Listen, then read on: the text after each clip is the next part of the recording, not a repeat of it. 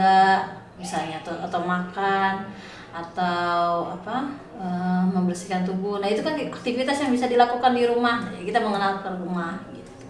Jadi dihubungkannya yang berkaitan dengan tema yang diangkat.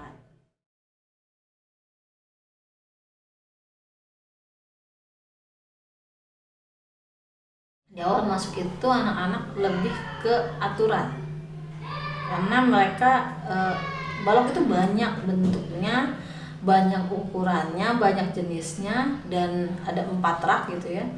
Mereka harus paham dulu nih cara menggunakan baloknya, berapa banyak, ambil sesuai kebutuhan, mainkannya di atas alas, terus mengembalikan lagi di mana, bagaimana cara susunan pengembalian. Karena kalau di awal itu ada juga yang gunakan kayak marah, menyerang fisik, gunakan balok buat orang tuh ada gitu. Makanya itu yang dikuatkan di awal-awal tentang ini balok untuk membangun lebih ke prosedur kerja. Jadi penguatan di prosedur kerjanya dulu. Kan yang pertama balok untuk membangun. Jadi ini balok terbuat dari apa? Fungsinya untuk apa? Untuk membuat bangunan. Boleh tidak dilempar-lempar teman-teman? Tidak. Kalau misalnya kena tubuh, apa yang dirasakan sakit.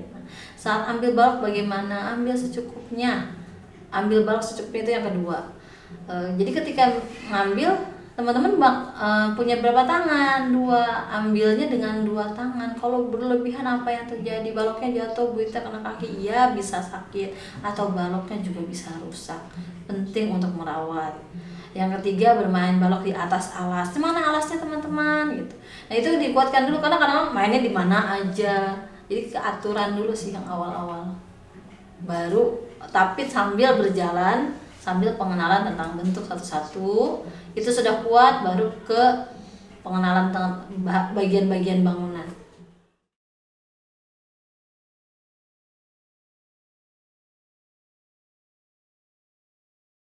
Semuanya sih penting mengenal bangunan itu, dan bukan cuma mengenal, kayak dia berhitung, memperkirakan mana yang tepat baloknya, terus juga melakukan perbandingan gitu. Ketika mereka butuh balok yang lebih panjang tapi balok yang panjangnya habis gitu, bagaimana dengan balok yang kecil tapi beda susun dengan ukuran yang sama panjangnya.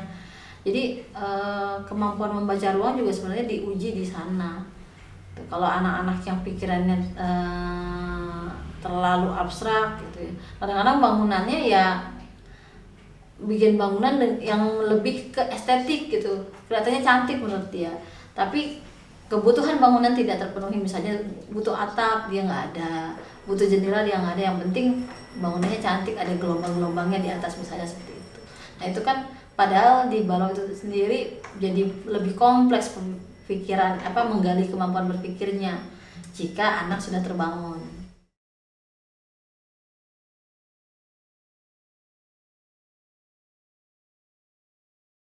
Kalau di segi 4 kayak hari ini saya belajar tentang mengenal persegi. Karena saya sudah selesai juga kemarin mengenalkan sebagian bentuk dan ukuran ya, terutama ukuran. Hari ini kita mau belajar tentang lantai. Coba teman-teman lihat lantai rumahnya, yang lantai sekolah kita ukurannya, bentuknya apa? Bentuk persegi, Wita. Apa ciri-ciri bentuk persegi? Apa bedanya dengan persegi panjang?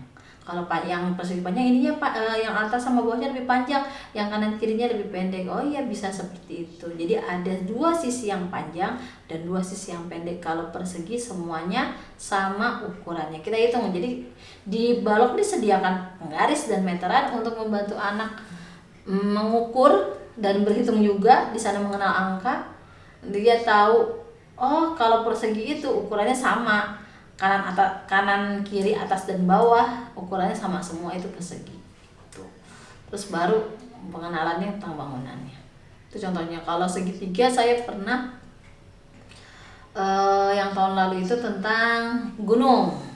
Kita bahas tentang gunung. Jadi saya jelaskan tentang gunung. Gunung itu bentuknya apa? Anak-anak tahu bentuk segitiga. Padahal segitiga ada macam-macam. Oke, sekarang teman-teman ambil balok segitiga mana? Mereka ambil. Sama nggak bentuk segitiganya? Tidak, Bu. Gitu. Iya, karena ukuran berbeda-beda. Ada yang segitiga sama sisi, ada yang sama kaki, ada yang siku-siku. Terus teman-teman juga bisa susun menjadi pola yang lebih besar atau pola yang lebih kecil menjadi bentuk segitiga yang lebih besar lagi. Jadi belajar matematikanya tuh kuat banget di balok.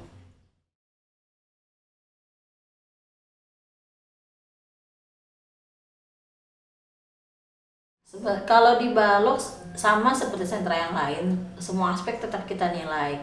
Contohnya misalnya afeksi, bagaimana dia bisa berbagi alas dengan temannya, atau keterlibatan dia dan juga rasa percaya dirinya dalam menuangkan ide-idenya. Di kognisi itu sendiri kayak kemampuan berhitung, mengenal angka, membaca kebutuhan bangunannya, terus juga kelengkapan bangunannya itu bisa muncul di kognisinya. Kemudian sosialisasi, bagaimana dia ya tadi bisa berbagi sama teman, atau mungkin membuat satu bangunan yang sama dengan teman, ada yang jadi pemimpin, ada yang jadi follower. Kemudian kayak estetiknya, apakah dia bisa memberikan sentuhan-sentuhan yang menarik, artistik atau seni pada bangunannya, atau sesuatu yang simetris, yang unik untuk menghias bangunannya. Kalau kemampuan bahasanya, di sentra balok ini kan kemampuan bermain itu tidak hanya main balok yang sebenarnya dibangun, tapi juga main peran kecil menggunakan balok karakter orang atau karakter binatang bisa. Kemudian ada permainan pembangunan cairnya, yaitu menyediakan alat tulis, kertas, ada isolasi dan gunting serta penggaris. Itu untuk melengkapi bangunannya. Jadi di situ juga bisa dinilai apakah anak sudah bisa menulis, bagaimana kemampuan menggambarnya, sama komunikasinya dengan teman bagaimana, itu juga bisa dinilai.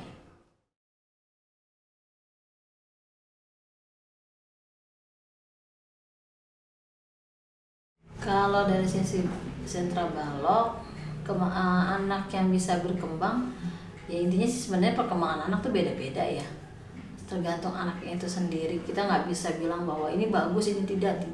Semua punya perkembangannya masing-masing. Sekecil apapun tetap akan diapresiasi oleh guru.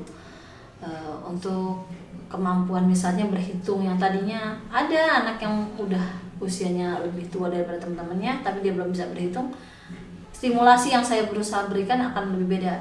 Jadi yang ini nih anak hanya baru bisa hitung sampai 3, maka dia akan lebih fokus menghitung 1 sampai 5 setiap kali bermain balok, supaya itu terbangun dulu baru naik ke tingkat selanjutnya.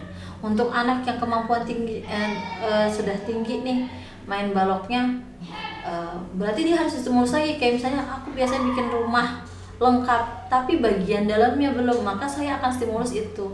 Kira-kira menurut teman-teman bagian dalam rumah apa saja, apa yang dibutuhkan. Nah itu jadi menggali terus kemampuan anak sesuai dengan kemampuan dia di saat ini supaya meningkat. Itu kan jadi tujuan pendidikan, tujuan sebagai pendidik, yaitu meningkatkan kemampuan. Sekecil apapun itu bisa dibangun pada anak.